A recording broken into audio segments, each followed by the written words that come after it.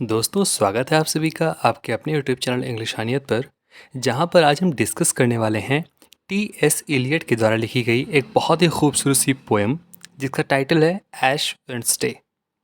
दोस्तों आज की इस वीडियो में हम इस पोएम से रिलेटेड सारी चीज़ें, चाहे इसके बारे में हो, चाहे इसका स्ट्रक्चर हो, इसकी समरी हो, शॉर्ट समरी, चाहे इसका सिंबल्स हो, जो भी इसमें सिंबल्स यूज़ हुए हैं, उन सभी चीज़ों को डिस्कस करने वाले हैं। तो इस वीडियो के साथ अंत तक बने रहें और अगर आप इस चैनल पर नए हैं तो प्लीज़ चैनल को सब्सक्राइब करें, वीडियो को लाइक करें, जिससे आगे आने वाली कोई भी वीडियो आप मिस ना करें।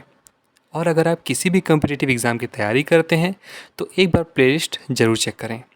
चलिए आज का टॉपिक अपना शुरू करते हैं।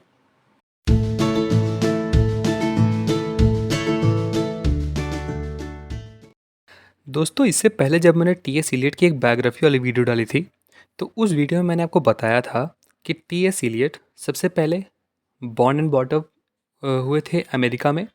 उसके बाद ये एक ब्रिटिशर बन गए थे। तो 1927 में जब ये ब्रिटिशर बने उसके 3 साल बाद इनकी पहली पोएम आई जो उसका नाम था ऐश वेडनेसडे। ये इनके कन्वर्जन के 3 साल बाद यानी कि 1930 में पब्लिश हुआ था।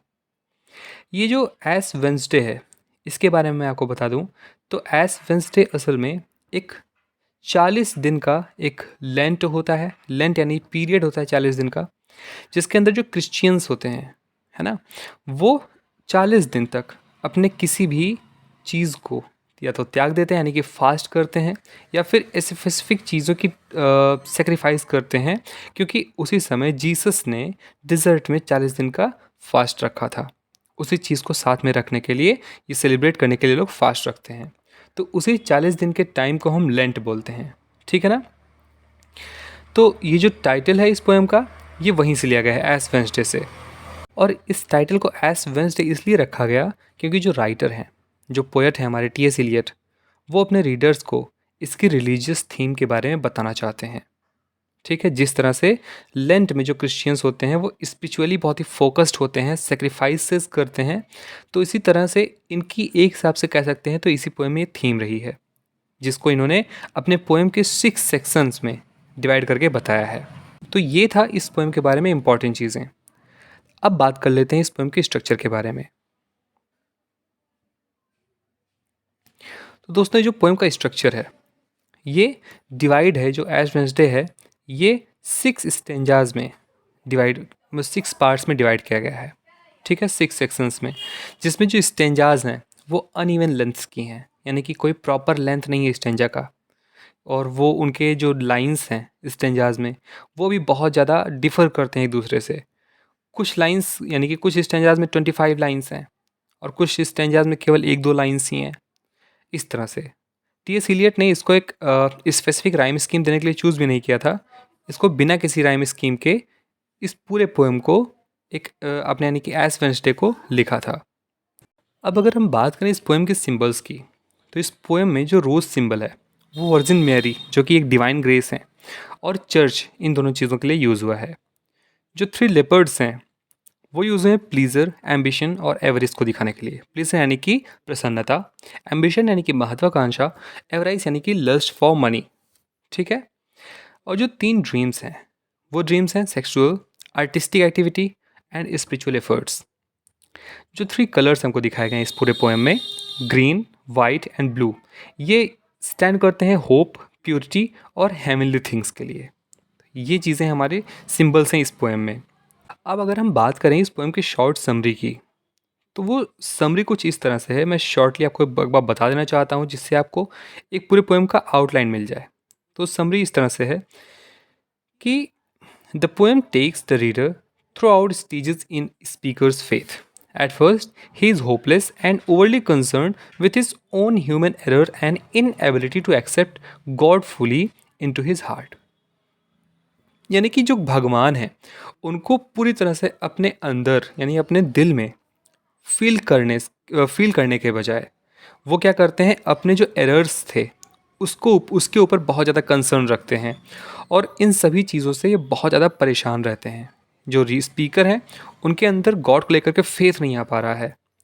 लेकिन जैसे जैसे पोएम बढ़ता है he goes through a series of metaphorical transformation in which he is eaten by white leopard and made to climb up stairs away from the past. जिस तरह से पोएम आगे बढ़ता है, जिसमें उनको एक जगह पर एक लेपर्ड, वाइट लेपर्ड खा लेता है और एक जगह अपने पास्ट से बचने के लिए एक स्टेयर केस पे यानी एक सीढ़ियों पे ऊपर चढ़ते हैं. These trials improve him and help him to leave behind the sins of the past. ये सभी ट्रायल्स जो हैं, ये सभी काम जो इनके द्वारा किए गए, वो सभी इनके पास्ट को इनके पीछे छोड़ने में हेल्प करता है. By the time he reaches the 6th section of Ash Wednesday, he has changed. Human salvation now seems possible and the hopeless of the first section has left the speaker's mind. और ये by the time किस तरह कहाँ पे 6th section में पहुँच जाते हैं Ash Wednesday. जिस तरह से पूरे लेंट के महीने में, लेंट यानी कि फर्स्ट से लेकर के मार्च के 40 दिनों के भीतर एश वेंसडे जिस दिन से स्टार्ट होता है और लास्ट में गुड फ्राइडे जिस दिन जीसस क्राइस्ट को हैंग किया गया था, वहाँ तक के लेकर के जो भी डे होता है उसके अकॉर्डिंग ये अपने 6 पार्ट्स में उन्होंने डिवाइड किया है और लास्ट पार्ट में किसी तरह से अपने होपलेसनेस को ये पीछे छोड़ देते हैं, अपने पास्ट को ये पीछे छोड़ देते हैं और अपने फेथ को अच्छे से गॉड के लिए लगा पाते हैं. और यहाँ पर जाकर इनकी नॉवल, माफ़ कीजिएगा, यहाँ पर जाकर के इनकी पोएम ख़त्म हो जाती है. तो ये तो हो गई एक पूरा डिटेल में शॉर्ट समरी और सारी चीज़ें. अब बात कर लेते हैं अगर हम सेक्शन वाइज इसकी समरी जाने तो. दोस्तों डिटेल समरी स्टार्ट करते हैं. पहला सेक्शन है जो पोएम का, उसका समरी इस तरह से है. The opening of the poem presents the speaker in A state of hopelessness with the realization that no fulfillment of worldly desire will yield deep satisfaction or abate spiritual sufferings. जो पहला opening stanza है उसमें उसमें जो poet हैं, जो narrator हैं, वो होपलेसनेस को बहुत ज़्यादा रियलाइज़ करते हैं. होपलेसनेस यानी उनके अंदर कोई भी होप, कोई भी उम्मीद नहीं बची किसी चीज़ को लेकर के. और उनको ये भी रियलाइज़ होता है कि जो वर्ल्डली फुलफिलमेंट्स हैं, जो ये सारी माया है, इल्यूजन्स हैं, ये सारी चीज़ें क्या है, उनके लिए इल्यूजन्स हैं, क्योंकि असल में ये आपको सेटिस्फैक्शन नहीं दे पाती है किसी भी चीज़ को, और ये स्पिरिचुअल सफरिंग्स को और ज़्यादा बढ़ाती है. Along with this realization is the understanding that true joy cannot be experienced on earth. और इस रियलाइजेशन के साथ में इनको ये भी पता चलता है, ये भी एक्सपीरियंस करते हैं ये फिर ये भी समझ जाते हैं कि जो सच में जो प्रसन्नता होती है, जो सच की खुशी होती है, वो वास्तव में अर्थ पर हम एक्सपीरियंस नहीं कर सकते. Despite the difficult feelings, this realisation brings the speaker resolves to reject a pursuit of worldly desires, although more from a posture of resignation. इसलिए इनको ये रियलाइज़ होता है कि अगर हमको वास्तव में खुश रहना है तो इन वर्ल्डली डिज़ायर्स को छोड़ करके, जिस तरह से क्रिश्चियन में माना जाता है पुनर्जन्म होता है और डेथ के बाद एक और लाइफ होती है, तो अगर हमको वास्तव में मोक्ष प्राप्त करना है तो इस अर्थली चीज़ों को छोड़ करके इससे ऊपर उठना होगा. ठीक है. अब अगर बात कर लें अपने सेकंड सेक्शन की, तो सेकंड सेक्शन कुछ इस तरह है दोस्तों. सेकंड सेक्शन में जो पोएट हैं वो इंट्रोड्यूस करते हैं एक लेडी को. वो लेडी कौन है? लेडी फिगर है किसकी? वर्जिन मैरी की. वर्जिन मैरी को ब्लू एंड वाइट कलर से के साथ में देखा जाता है. ठीक है, ब्लू एंड वाइट कलर में देखा जाता है, जो कि वर्जिन मैरी के साथ एसोसिएट करते हैं. और इनके साथ में ही, जैसा कि दांते में लिखा गया है, द बिलव्ड ऑफ कोर्टली, ये भी वहाँ पे दिखते हैं. और वर्जिन मैरी के साथ में इनको इमेज दिखता है 3 लेपर्ड्स का. ठीक है, जो कि इसलिए आए हुए हैं कि वो स्पीकर के फ्लैश को खा सकें, स्पीकर को मार सकें. ठीक है ना. A potentially gruesome image, yet in the religious context one that reiterates the renunciation of earthly life. यानी कि जो लिपर्ड्स हैं वो आकर के जो हमारे स्पीकर है उसके मांस को खा रहा है. ये बहुत ही भयानक दृश्य है, लेकिन अगर इसको रिलीजियस कॉन्टेक्स्ट में देखें तो ये ऐसा दिखाया जा रहा है कि ये बार बार ये रिपीट करके बता रहा है आपको कि आपको क्या करना है यहाँ से, यानी कि जो अर्थली प्लीजर है, अर्थली लाइफ है, इसको छोड़ करके स्पिरिचुअलिज्म में, यानी कि इसके अगले आप जैसा कह सकते हैं कि बर्थ आफ्टर डेथ यानी लाइफ आफ्टर लाइफ. ठीक है ना, इस चीज़ में आपको जाना चाहिए, तभी आपको मोक्ष प्रदान होगा. The speaker admires how the revealed bones now shining brightly and praise the lady for making this possible. और जब जो स्पीकर है, जब उसके मांस को खा लिया जाता है, यानी कि उससे जब अर्थली प्लेजर्स ले लिए जाते हैं, तो जिस तरह से उसके बोन्स अब दिख रहे हैं, मांस के हटने के बाद जो बोन्स दिखते हैं वो शाइन कर रहे हैं। तो इसका क्या मतलब हुआ, यहाँ पर ये बताना चाह रहे हैं कि जिस तरह से हमारा अर्थली प्लेजर, हमारे जो इल्यूजन्स हैं वो सारे जब ख़त्म हो गए, तो किस तरह से इसके बाद जो हमको सैल्वेशन मिलता है, इसके बाद जो हमको मोक्ष मिलता है अर्थली प्लेजर के, अर्थली इल्यूजन्स के हटने के बाद, वो कितना अच्छा दिख रहा है, ब्राइटली शाइन कर रहा है। और वो जो लेडी हैं जिनको हम स्टार्टिंग में पढ़े थे, वर्जिन मैरी, उनको थैंक्स करते हैं कि इस चीज़ को पॉसिबल करने के लिए। Yet the speakers attempt at transcendence is muted और completely by a reminder from God, the spiritual inheritance of human being is one of death and rebirth। और फिर उसके बाद इनको ये भी पता चलता है, इनको ये भी निष्कर्ष समझ में आता है कि जो गॉड हैं, है ना, वो हमारे लिए स्पिरिचुअल इनहेरिटेंस किस तरह से दिए हुए हैं कि हमको डेथ के बाद रिबर्थ मिलेगा। यानी कि जिस तरह से जो क्रिश्चियंस होते हैं वो इस बात पर बिलीव करते हैं कि डेथ के बाद जो पुनर्जन्म होता है, नया जो जीवन मिलता है, यहाँ धरती पर नहीं, जो ये हमारा एक पीरियड चल रहा है, जब डेथ के बाद हमारा जो नया जन्म होगा ईश्वर के पास, यानी कि जो हमारा डेथ के बाद जो लाइफ होगी, लाइफ आफ्टर डेथ, यानी फिर लाइफ आफ्टर लाइफ भी कह सकते हैं, ठीक है, वो हमारे लिए एक स्पिरिचुअल चीज़ होगा, वो हमारे लिए स्पिरिचुअल इनहेरिटेंस होगी जो हमारे लिए गॉड ने बना रखे हैं। सेक्शन थर्ड पे बढ़ते हैं।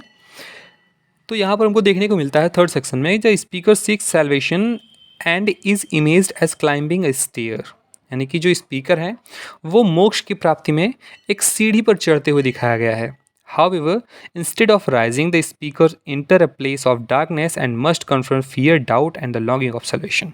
और जब जैसे ही वो सैल्वेशन के लिए, मोक्ष के लिए सीढ़ी पर चढ़ता है, तो उसको उजाला, यानी कि उसको जागने की जगह पर उसको बहुत ढेर सारी डार्कनेस दिखाई पड़ती है, बहुत ढेर सारे अंधकार दिखाई पड़ते हैं, जहाँ पर उसको डर लगता है, डाउट होता है, और सैल्वेशन की इच्छा भी होती है, मोक्ष की इच्छा भी होती है। यानी कि ये इस तरह से डिनोट किया गया है दोस्तों, कि जैसे कि कोई इंसान पहले अपने जो पास्ट के कार्य होते हैं उन सबको बार बार याद करके परेशान रहता है, लेकिन फिर भी वो अंदर से चाहता है कि उसको मोक्ष की प्राप्ति हो जाए। तो यहाँ पर इसी चीज़ को दिखाया गया है कि जो राइटर हैं वो ट्राई करते हैं इससे बाहर निकलने का, लेकिन उनको फिर अंधकार दिखाई देता है जहाँ पर उनको डर लगते हैं, बहुत ही डाउट्स होते हैं, और उनको सैल्वेशन की भी इच्छा है।